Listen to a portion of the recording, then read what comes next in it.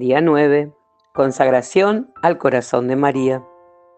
El Papa Pío XIII, en el 25º aniversario de las apariciones de Fátima, consagró el mundo al Inmaculado Corazón de María. Apareció el foco de la benignidad de la Salvadora del mundo y éste lo ha saludado con transportes de júbilo. De ese foco de amor maternal no habrá ya quien se esconda.